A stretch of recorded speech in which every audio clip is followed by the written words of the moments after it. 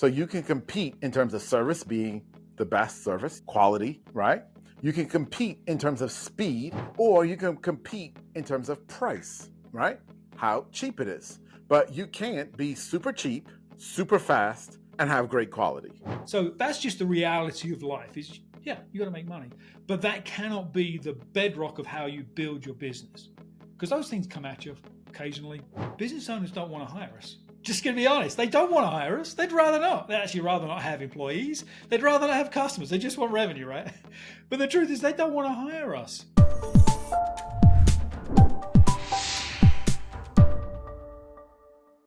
So Dean, I know a lot of people come to your program and they're in a place where they're leaving corporate or they were consultants and they're really looking at the fractional industry and wanting to become a fractional executive.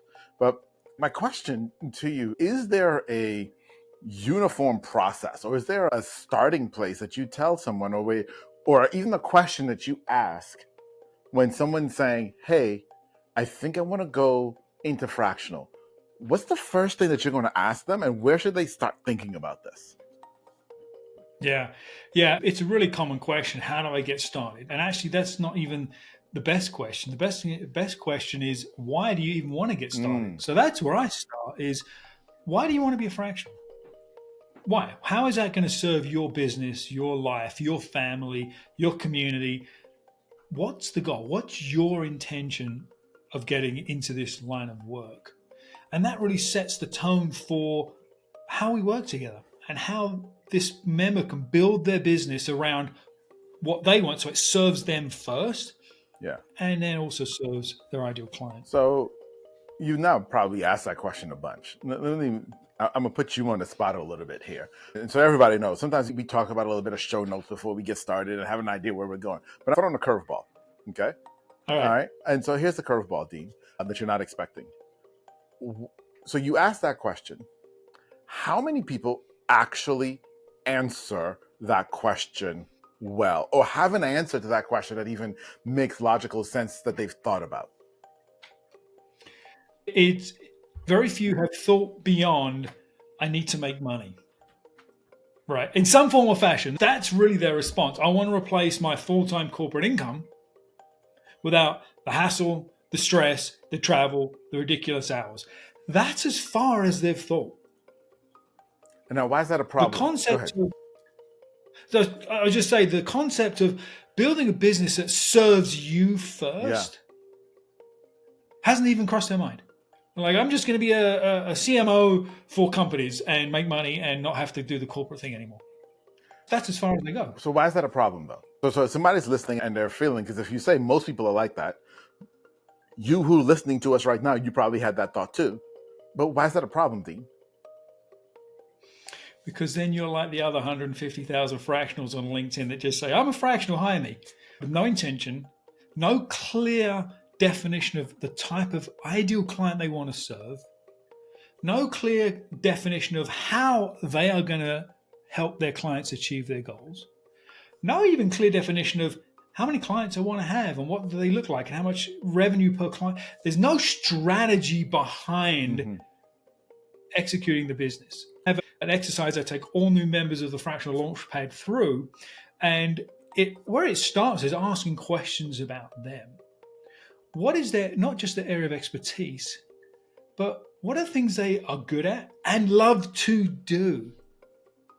I may be really good at accounting, but if I hate it, I'm not going to be a successful business owner, right? I'm not going to be able to sell that and do that on a daily basis. But if I love the numbers, I'm in there figuring, all of a sudden it becomes a passion and it comes through in how you market yourself. Yeah. So start with yourself because you get to build the business around what you want and need in your life, and the business will support that. Okay. It starts there. You have an exercise you take people through, and so it's something that they should do and really get an understanding of what it is that they want to build. Now, you and I talk all the time about ideal customer profile. And you just mentioned that. You said, so after you do that, then you get into the ideal customer profile, right? But I want to take this a slightly different. I'm throwing you another curveball here, Dean. Hope you don't mind. But so here's the curveball, though. You and I believe very strongly in ideal customer profile and why it's so important. Okay. Could you, for us, argue the other side? Why is it not important? Why should someone just ignore everything that we've said about ideal customer profile and go out and do it on their own? And how would they have, what would it look like for them to have success in ignoring everything we've ever said on ideal customer profile and just going out and saying, I represent anybody who makes money and I can help them make more, or whatever they say? Yep. I think that it's a good question. And I think that I can answer it very sarcastically, right? Let my sarcasm come through. But the reality is this: if you want to position yourself as a low ticket, low value, commoditized offer, go do that. Go do that. Be the dollar store of the fractional world. And hopefully, those people with a couple of bucks that can spend on something will find you. They'll stumble into your store and spend $2 with you. If that's how you want to build your model, you go do that. Have fun. Be the dollar store of the fractional market. I think that is the quote of the year, folks. Okay? Be the dollar store of the fractional market. Yeah, okay. So what you're saying is, if you want the low budget, if you want to fight to get every single client, to be nickel and dimed, then don't do an ideal customer profile. Yep. Exactly. So the question then becomes, for you listening to us right now, is that where you want to be? And here's the deal. There's nothing wrong if that's where you want to be. Okay? Because in this marketplace that we have, the world, you can only compete on one out of three things, in truth. Okay? So you can compete in terms of service being the best service, quality, right? You can compete in terms of speed, how quickly you can do something, or you can compete in terms of price, right? How cheap it is. But you can't be super cheap, super fast, and have great quality. You can't be super cheap and have great quality. You can only compete in one. And so not having that ideal customer profile, as Dean said so eloquently, being that dollar store, the Dollar General, right? Yep. You know, when you go, and that's who you want to be, when you go in there, what you're going to get is poor quality. And that's what you're going to give to your clients. And if that's okay with you, great. However, Yep. as we know our ideal customer, Dean, and we know our ideal listener here on the Fractional Pros podcast, we also know they're not the dollar store fractional executive. And so therefore, you must build your ideal customer profile. Yep. You got to do it. You got to do it. And as you do it, you have to align that with the kind of work you want to do and the kind of people you want to work with. If you decide you want to commoditize your service and sell to the dollar store customers, you're going to need a boatload of customers to make enough money to keep the lights on. That's just the truth, right? It's just that your margins are thin, your volumes are high, just churn and burn. That is not the model for a fractional executive. The average fractional executive, if you're really in a fractional executive role, truly in the business, engaged with the business, embedded in the business, you're going to have 2 to 3 clients, probably, depending on your discipline. Maybe 4, and you're going to be pulling your hair out at that point with how busy you are. That is not the low quality, high volume business. That is the opposite. That is the complete opposite. So to achieve those 2 or 3 ideal clients, you've got to know who the heck they are.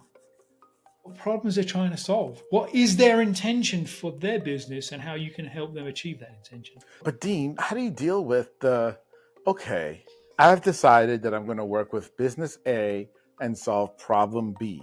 But then business C walked in and they had problem D, and I can solve that. Shouldn't I solve it? I need to make the money. How do we deal with that, Dean? Yeah. I'm laughing because every single advisor, consultant, fractional runs across this situation, especially early on. And I get it, right? You got to make money. One of the things that everybody says is we have to make money in the business. That's why we're not for profit, right? We're here to make money. So it is hard to turn away those I can do that type opportunities, even if it's not in our lane. And I'll be honest, right at the beginning, you're gonna say yes to some of those, and actually that's okay to a point. To a point, as long as you set guardrails up for that engagement, and it doesn't take you too far down a rabbit hole. It allows you to continue to focus on marketing and servicing your ideal clients. Right? I'm never going to say to somebody that needs revenue to not take revenue, but don't let it distract you. Create, maybe instead of it being a fractional engagement, a long-term relationship, scope it as a project. So it's a defined deliverable for a particular set of Guardrails. amount of Yeah. time, for a set price. Get in there, make the money, pay the bills, whatever you need to do, while you have time and focus on other things. So that's just the reality of life is, yeah, you got to make money. But that cannot be the bedrock of how you build your business. Because those things come at you occasionally. Look at them cautiously, but look at them. But you've got to stay focused on the core part of your business. Yeah. Because at the end of the day, we want a sustainable, predictable business that's going to sustain over time. And these random projects that you can do or you can figure out how to do isn't sustainable for the business long term. Yeah, absolutely. Absolutely. Okay. So we started off by saying, let's figure out what the intention of starting this business is. That's where we got to start.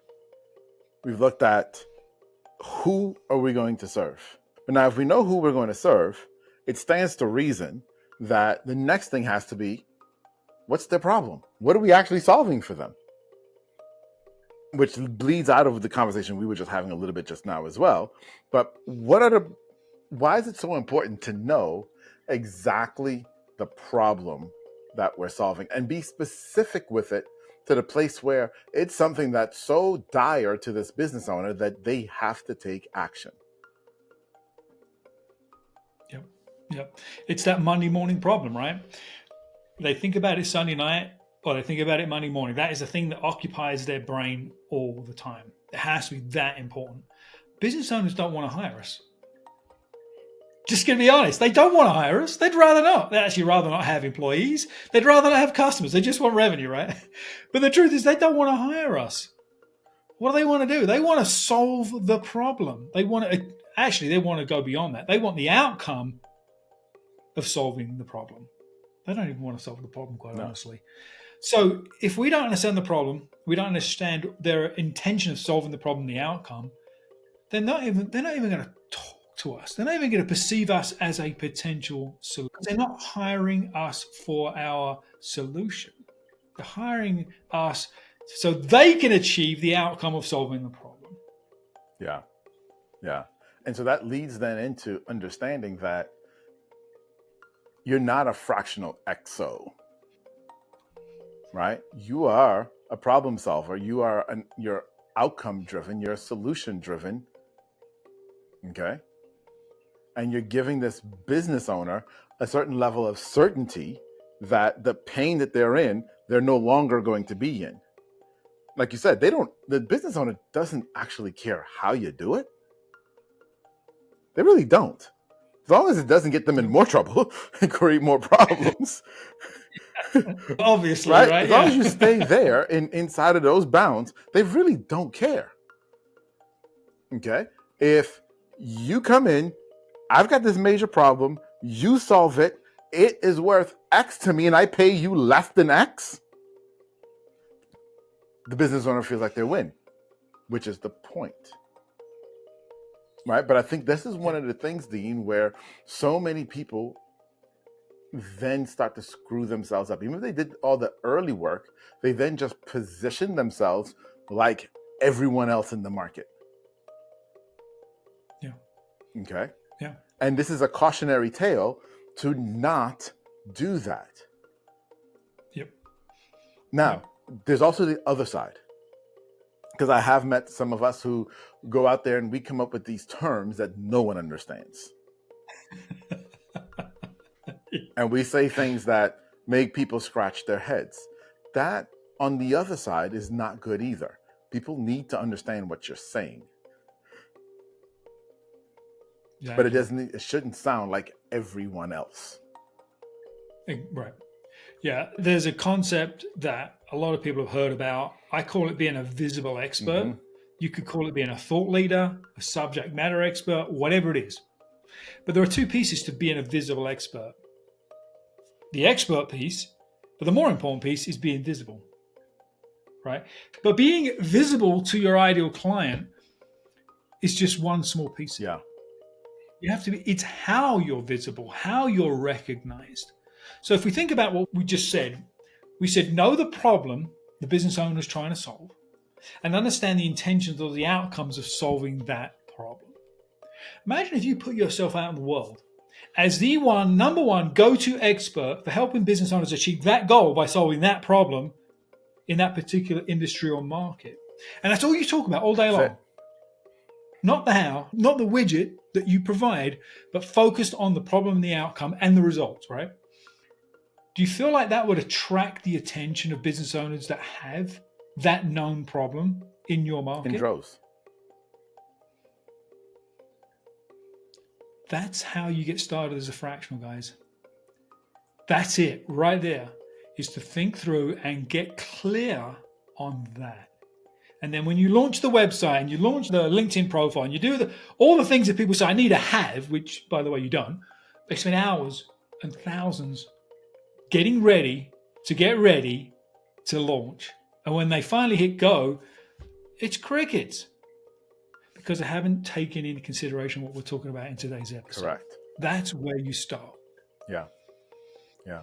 So we're just giving you a blueprint. Now, the beauty of this blueprint is it doesn't matter if you are starting today or if you started a year ago. You can take the time right now and execute this blueprint that we just gave you. Go through these steps, set your intention, understand why you're doing it, understand your ideal customer, understand what their real pain is that you're solving, what they really want, what their real outcomes are, and then position yourself as the solution to those pains. Okay? Yep. You can do that work. Yep. You can do it. And if you do it, then how you package, how you price, all that stuff falls into alignment. It becomes super simple. Easy. Okay? So stop trying to build a big fancy house when your foundation isn't right. So, as always, he's Dean. I'm Atiba. We're the Fractional Pros. We'll see you next time. See you in the next one.